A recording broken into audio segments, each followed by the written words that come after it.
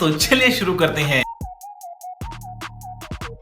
Pune Nashik railway प्रकल्पास केंद्रीय अर्थसमितीची मंजुरी मिळूनही हिरवा कंदील मिळत नाही का?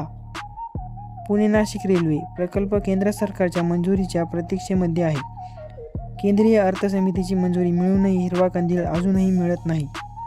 नाशिक पुण्याचे खासदार आणि आमदारांनी रेल्वे मंत्र्यांना या संदर्भात पत्र लिहिलेले आहे. मात्र अद्यापही हा प्रकल्प तळ्यात मळ्यात असल्याचे दिसून येत आहे. गेल्या अनेक दिवसांपासून प्रस्तावित असलेले नाशिक पुणे हायस्पीड रेल्वे प्रकल्प सुरू असून स्थितीत आहे.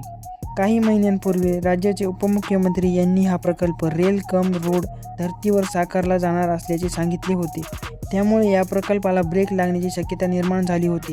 त्यानंतर उपमुख्यमंत्री देवेंद्र फडणवीस म्हणाले की याबाबत हा प्रकल्प पूर्णत्वास नेण्यास पुन्हा रेल्वे मंत्र्यांशी भेट घेणार असल्याचे ते म्हणाले. त्यानंतर पुन्हा या प्रकल्पाला गती देण्यासाठी नाशिक पुणे येथील आमदार खासदार यांनी केंद्र सरकारशी पत्रव्यवहार करत प्रकल्पाला बूस्ट देण्यासाठी विनंती केली. मात्र अद्याप या प्रकल्पाला केंद्र सरकारकडून हिरवा कंदील मिळत नसल्याचे दिसून येत आहे. दरम्यान याबाबत खासदार हेमंत गोडसे म्हणाले की पुणे नाशिक रेल्वे प्रकल्पाला राज्याची 20% मान्यता मिळालेली असून त्यानंतर 60% इक्विटी देखील मान्यता मिळालेली आहे. आता उर्वरित 20% केंद्राचा सहभाग आहे. त्यासाठी गेले 6-7 महिन्यांपासून हा प्रकल्प प्रलंबित आहे. यावर तो कोणी करावा म्हणजे रेल किंवा रेल्वे मंत्रालयाने करावा या संदर्भामध्ये चर्चा सुरू आहे. शिवाय Pune Nashik semi high speed railway हा भारतातील पहिला प्रकल्प असल्याकारणाने त्याचे मापदंड पाहण्याचं काम सुरू आहे.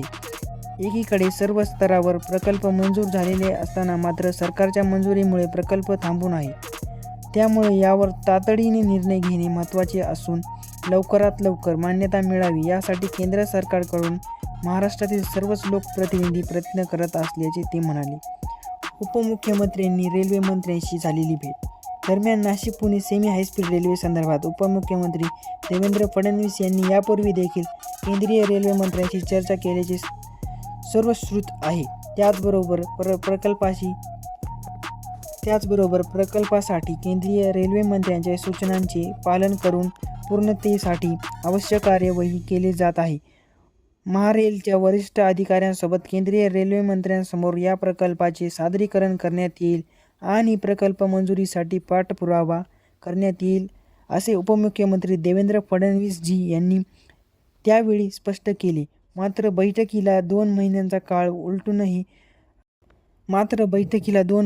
काळ उलटूनही अद्याप हा प्रकल्प मंजुरीच्या प्रतीक्षेत असल्याचे नेमके घोड अडलंय कुठे असा प्रश्न लोकप्रतिनिधींकडून विचारला जात आहे. तर पाहू याच्या पुढची माहिती आपण पुढल्या व्हिडिओमध्ये.